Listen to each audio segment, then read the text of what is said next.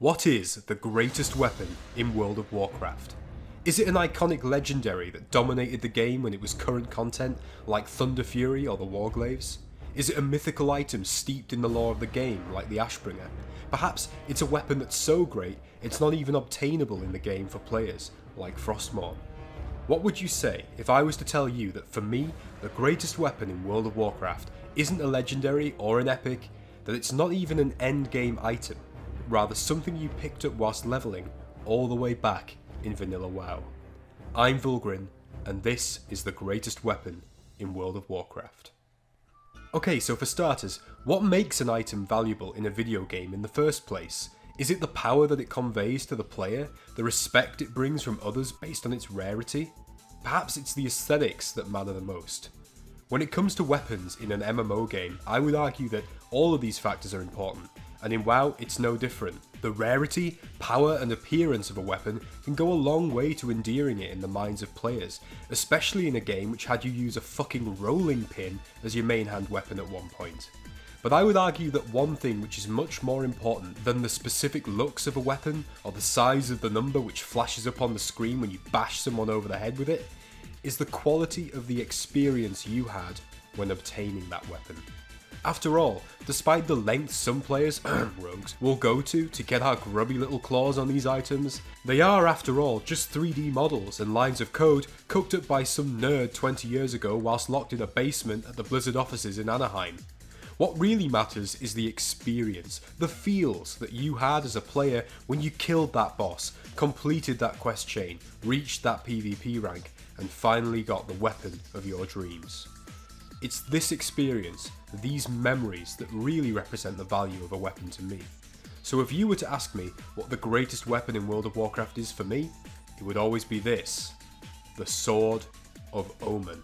Okay, now hold on a minute. I know that some of you are about to reach through your screen right now and club me to death. After all, why the fuck am I saying that a rare sword that you can get at level 40 in vanilla is the greatest weapon in World of Warcraft? Just hear me out, alright? Watch the video first, then you can finish me off like a baby seal in the Canadian tundra. Just remember to like the video before you do that, alright? So the Sword of Omen is, as I've already said, a rare sword that you typically get around level 40 as a horde player. But there's much more to this weapon, which is what makes it so meaningful to me. Oh, and it's also a reference to the popular 80s cartoon Thundercats, by the way, but I'm not a furry and or a boomer, so I didn't know that until researching this video. The sword is obtained as a quest reward for the long, challenging and thoroughly enjoyable quest Into the Scarlet Monastery, which requires you to kill the 4 key leaders of the Scarlet Crusade, chopping off their heads and bringing them back to Varimathras in the Undercity. To accomplish this monumental task, you will of course have to go into the Scarlet Monastery. Big surprise there. In fact, you will have to do this at least 3 times, because the Scarlet Monastery is split into 4 separate dungeons, and the heads you will need belong to 4 bosses spread across 3 of these dungeons: the library, armory, and cathedral wings of the monastery. And this is where we start to explore why I love this weapon so much.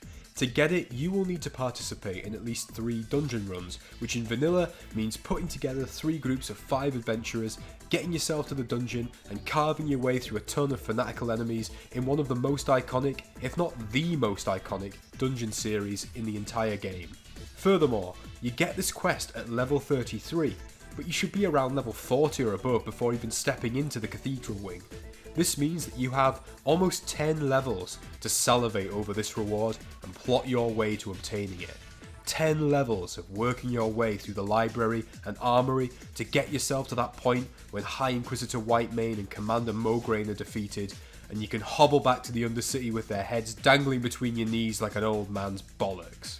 And after all that time, bosses defeated, friendships made along the way, and many levels gained since you picked up the quest, you return to the throne room to receive the praise of the Dreadlord himself, and with it, your sword. A massive upgrade if, like me, you play a combat rogue, or I guess if you're a warrior, but let's ignore them. After all, they've been stealing our loot since 2004, and we all fucking know it. But wait, I hear you say, isn't this point about the value of a long, meaningful journey to obtain a powerful weapon much more adequately represented by, say, Thunderfury, which has you kill raid bosses, world bosses, and complete challenging quests with groups of 40 people at times? No is the answer, and not just because the closest I've ever gotten to obtaining Thunderfury is making a fucking general chat joke. You see, what's special about the Sword of Omen for me is that it epitomises everything that makes Vanilla WoW my favourite game and the best version of World of Warcraft in my opinion. I mean, think about it like this. The Sword of Omen isn't a max level weapon, it's not a raid boss drop, it's not an endgame best in slot or anything like that. It's a rare quest reward from what is quite honestly a mid-level dungeon series. But it feels amazing when you get it, and you feel absolutely motivated to get it when you're working your way through SM. It brings meaning and a sense of purpose to your leveling experience throughout this 10 level or so period, and it motivates you to run dungeons which were clearly designed by Blizzard as an introduction to the content that you would experience later in the vanilla game. At the point that you complete this quest, you realise that you have come a long way from the place you were when you first picked it up. You've grown as a player, you've learned new things, you've really achieved something, and the sword is the embodiment of that achievement. The sword is the reward for the quest, but really it's a representation of the true reward, the experience you had in the undertaking. For me, this weapon will always be my favourite, a reminder that in Vanilla WoW, the journey really is more important than the destination, that there is always an adventure to be had regardless of what level you're at or what you're playing, and most importantly, it's a reminder that Rogue is the greatest class in the history of the game. Okay, maybe that last part is a little bit subjective. Hey guys, thanks for watching, I hope you enjoyed the video, bit of a shorter one. Now before I wrap it up, I'd just like to give a big shout out to Haslam from the Verigan channel, whose fantastic video on the greatest quest in WoW inspired me to make this one. He also uses music from Oblivion in his video, which gets him bonus points. I would say check it out if you haven't watched it already, but it's got 138,000 fucking views at this point, so I'm pretty sure by now your whole entire family has probably watched it. I hope you enjoyed my video nearly as much, and if you did, please leave a like and make sure to subscribe to the channel. If you'd like to see more similar content to this, please let me know and I will get right on it. I have a classic WoW leveling series that I'm doing which you might enjoy also, so I'll hopefully see you there. For now though, let me wish you well guys, and I'll see you in the next video. Bye bye.